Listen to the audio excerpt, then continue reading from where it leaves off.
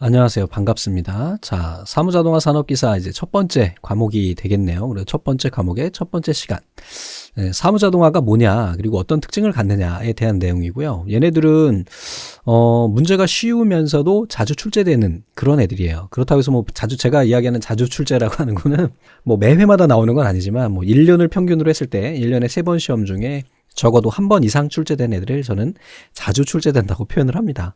아셨죠? 자, 그러면 우선은 오늘 나오는 애들에 대해서 한번 간단히 그냥 가볍게 보셔도 될 것 같아요. 그렇게 어려운 내용들이 아니고, 사무자동화가 왜 시작이 됐고, 어떤 의미인지에 대한 것을 보시면 될 것 같습니다.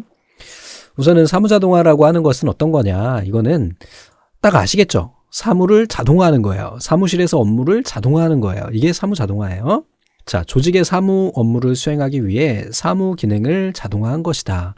컴퓨터 기술하고 통신 기술, 그 다음에 시스템 과학, 행동 과학을 적용해서 사무의 생산성을 높이는 일이다. 그래서 얘는 이제 요 아래쪽에 보시면은 이제 지스맨이라고 하는 허가가 있어요. 그래서 이 허가가 정의한 그런 사무 자동화에 대한 정의입니다. 요 지스만이라는 허가는 한 2년에 한 번, 3년에 한 번 정도 출제되는 그런 허가니까 기억 좀 해주세요. 오빠일 수도 있겠다, 그지? 자, 사무 근로자의 생산성을 높이기 위해서 그들이 사용하는 장비에 수행하는 업무를 통합시키는 거다. 그래서 결국은 사무 업무를 하는 데 있어서 기계를 이용을 하게 되고, 그 다음에 사회과학, 행동과학 이런 것들을 추가해서 하는 것이 결국은 사무 자동화다. 그리고 전사적 장기적 관점에서 사무 생산성 향상과 창조적 인간 능력을 개선하는 것이 광의적인 사무 자동화의 정의가 된다, 이거죠. 전사적이라고 하는 거는 전체 회사의 그런 내용이 되는 겁니다. 그래서 어떤 시스템 이렇게 하면 그 회사를 이야기하는 거고, 그 회사의 전사적인 하면 그 전체 회사를 이야기하는 거예요. 전체 회사의 시스템을 이야기하는 게 전사적이다라는 거예요. 계속해서 이제 자주 나오는 용어이기 때문에 말씀드립니다. 자, 기존의 자리처리 기술로는 다루기 어렵고 자유양이 많아가지고 명확하지 않은 사무 업무에 대해서 컴퓨터 기술, 통신기술, 시스템, 행동과학을 적용한 학문이다. 누가 이겼다고요?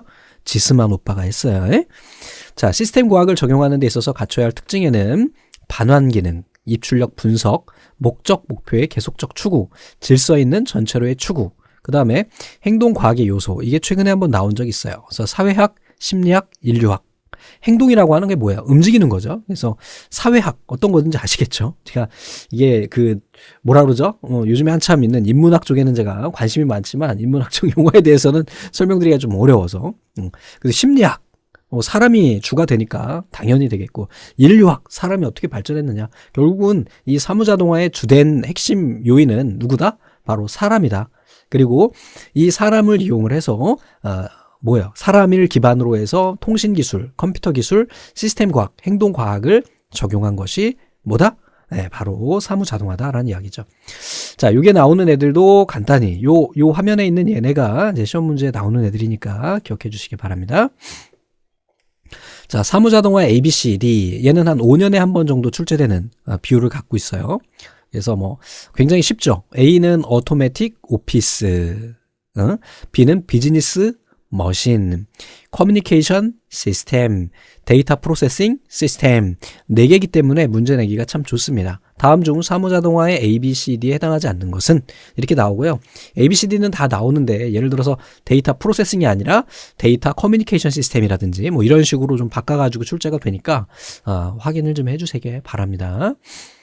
사무자동화가 등장한 배경 요인에는 뭐가 있을까? 우선은 크게 두 가지로 나눠요. 사회적인 것과 그 다음에 기술적인 거. 그래서 우선은 사회적인 요인에는 정보화 사회의 출현이 있었던 거죠. 그래서 사무실에서 처리할 정보의 양이 또 많아졌어요. 그리고 또 다양해졌어요. 그리고 또 사람들이 공부를 많이 해. 그리고 나이도 많아져. 그리고 또 인구가 줄어들어요. 그 다음에 연령 분포가 다양해지고요. 교육 연수의 변화가 있기 때문에, 우리가 사회적으로 이런 문제가 있기 때문에 사무자동화가 등장을 하게 된 거죠. 사무관리의 질적인 효율성이 필요하고 사무 업무에 대해서 기존 의식의 변화가 있고 정보산업으로서의 발전 및 확대가 된다. 다음에 이번에는 이제 경제적인 요인이에요. 기술적인 요인은 요 아래에 있고, 자, 경제적이라는 거는 우선은 최대 이익을 추구하기 위해서 정보의 최대 활용이 요구되는 경제 환경이 변화됐어요. 돈을 많이 벌기 위해서 대기업이 나오게 된 거야. 그치? 사무 부분의 비용의 증가, 인건비나 사무실 운영비, 문서 작성비, 보관비 등이 증가했어요. 그럼 당연히 그냥 쉽게 간단히 이야기해서 뭐 이거는 좀 그렇습니다만 좀 좋은 얘기는 아니에요. 그러니까 뭐 사무 자동화를 인해서 이용을 해가지고 인력을 좀 효율적으로 운영을 해서 인건비를 줄일 수 있다면, 혹은 사무실의 평수를 줄일 수 있다면 좋은 거죠. 그치?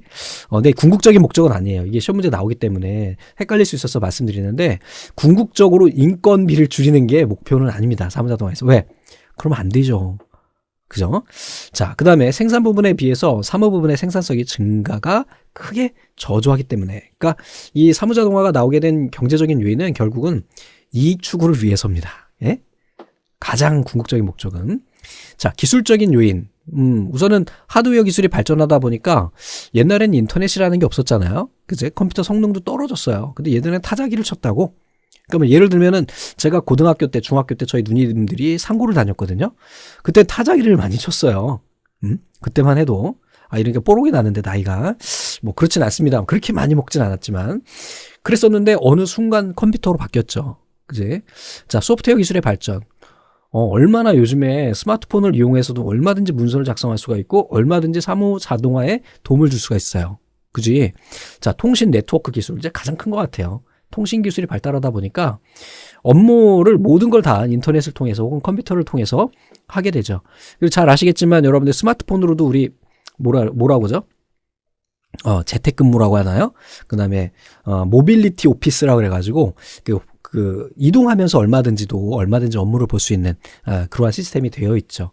자, 이런 것들 때문에 우리가 거시기가 된다. 그래서 시험은 크게 두 가지가 나와요. 그러니까 여기에 나오는 이제 경제적인 요인은 잘 안 나옵니다. 그 이유는 좀 전에 이야기해드린 것처럼 사람이 중심인데 결국은 경제적인 요인에 들어가 버리면 인건비를 줄여야 되는 문제가 생기게 되잖아요. 그래서 잘 안 나오고 크게 이제 기술적인 요인과 사회적인 요인 두 가지를 구분하는 것이 시험 문제에 종종 출제가 됩니다. 자, 사무자동화의 특징하고 주요 기능이에요. 특징은 사무자동화는 사용자 중심이어야 되고, 그쵸? 사용자, 사람. 사무자동화는 종합적인 체제로 구성해야 하고, 사무자동화는 실제적인 개념이에요. 사무자동화 시스템 구현이 성공하기 위해서는 사용자 집단의 거부 반응을 최소화해야 된다는 공통 의견이 있다. 뭐냐면, 야, 이번에 우리 슈퍼 고성능 컴퓨터 하나 갖다 놓자. 근데 연세들이 많으신 분들은 이 컴퓨터 쓰는 거 어려워하거든? 야, 나 이거 싫어. 나 못 쓸 것 같아. 나 이거 안 할래. 이렇게 해버리면 안 된다는 거예요. 그리고 이번에 좋은 그 프린터 하나 갖다 놨으니까 이거 저기 좀 우리 그 맨 밑에 있는 그 직원은 그냥 나가는 게 어때? 이렇게 돼버리게 되잖아요. 그죠? 요런 문제들. 그 다음에 얘네들은 또 뭐가 있냐? 인간과 기계 간의 인터페이스. 이 중요한 내용이죠. 그래서 사람하고 기계 간에 서로 대화하고 얘네를 활용할 수 있도록 해주는, 이것이 결국은 사무자동화의 특징이다. 그리고 핵심은 사용자 중심이다. 이거죠. 사무자동화의 목적은 뭘까? 지적 생산성 향상, 질적 향상, 비용 절감, 시간 단축, 사무처리의 투명화, 효과적인 정보관리, 정형적인 업무의 자동화. 정형적이라는 거는 정해져 있는 형태를 이야기하는 거예요. 그러니까 반복되는 업무를 이야기하는 거죠. 그래서 이런 애들을 줄여주는 게 사무자동화의 목적입니다. 자, 욕구 다양화의 대처, 유효성 향상, 창소성 향상. 이게 가끔 가다가 이게 시험 문제 나오면 그 문제마다 약간 좀 다르거든요. 그래서 어떨 때는 얘가 답이 돼. 다음 중 사무자동화의 목적이 아닌 것은. 이렇게 해가지고 예전에는 얘가 창조성이 빠졌었어요. 근데 최근에는 약간 좀 달라진 것 같아요. 그래서 문제가. 그래서 여러분들 두목넷 문제은행에 오셔서 창조성 이렇게 검색해 보시면 그 관련 문제를 보실 수가 있습니다. 그래서 문제를 비교해 가면서 좀 확인을 좀 해주실 필요가 있어요. 얘는. 그래서 최근에 문제 나올 때는 다음 중 사무자동화의 목적이 아닌 것은 하고 다른 애를 답을 주고 창조성이 답이 그러니까 목적에 해당하는 것처럼 문제가 출제가 되거든요. 그래서 이것도 좀 별도로 좀 공부를 좀 해주시기 바랍니다. 그래서 두목내 문제은행에서 문제 검색해서 창조성 딱 검색하시면 어떻게 하는지 보여줄까? 이거 좀 그렇죠. 제가 좀 보여드리겠습니다. 어떻게 하는지 또 보셔야 되니까. 그래서 두목내로 온단 말이야. 로그인 안 해도 돼. 여기 보면 문제은행 있어요. 여기에 메뉴의 꼭지에 여기 오셔가지고. 여기 보시면은 문제 검색이라고 하는 탭이 있죠. 그래서 여기 가가지고 여기 사무자동화 해가지고 여기다가 창조성 이렇게 해서 공부하는 방법은 여러 가지가 있지만 좀 효율적으로 하는 방법이 필요하겠죠. 그래서 여기 문제가 쭉 나오니까 얘네들을 비교를 해가지고 한번 확인을 좀 해주실 필요가 있습니다. 이게 문제의 수 보시면 아시겠지만 좀 꽤 나오는 애기 때문에 구분을 좀 해주실 필요가 있어요. 지금 여기서 제가 말씀드리기엔 좀 그렇고 나중에 문제 풀이에 가서 말씀을 드릴게요. 자, 사무자동화에 이제 주요 기능이 있습니다. 그래서 우선은 얘네도 객관식으로 가끔 출제가 됩니다. 그래서 우선은 문서화하는 거죠. 문서를 예전에는 종이로 출력해가지고 가지고 있었지만 요즘에는 전자 파일링 시스템을 이용한다는 거. 통신 기능. 야, 옛날에는 야, 이거 박주임 저기 우리 거래처에 좀 서류 좀 갖다 줘 해가지고 이거 서류 전달하는 전문 업체도 있었고 그랬어요. 근데 지금은 어때요? 이메일로 한번 쏘면 되죠. 예? 아니면은 뭐 그룹웨어를 이용을 한다든지. 자, 정보의 활용 가능. 또 활용 기능, 업무의 자동화 어떤 건지 아시겠죠? 자, 그래서 한번 읽어보죠. 뭐 문서화라는 문서의 작성, 배포, 보관의 신속화, 정확도 향상을 위한 기능이고, 통신은 통신망을 이용해서 자료를 송수신하거나 상호 대화를 지원하는 기능. 또 정보의 활용 기능에는 문자, 음성, 화상 정보 등의 다양한 정보를 활용하는 기능이고, 업무의 자동화 기능은 문서의 기능, 통신 기능, 정보 활용 기능을 유기적으로 결합시키는 기능을 이야기한대요. 자, 다음에 사무자동화의 기본 요소. 요것도 이제 얘는 이 앞에 있는 애보다 좀 더 자주 나오는데요. 우선은 철학이 필요해요. 명료한 개념을 파악하고 계획 및 실천을 위한 확고한 신념과 의지가 있어야 되는 거예요. 철학. 그다음에 장비, 기계가 있어야 되겠죠.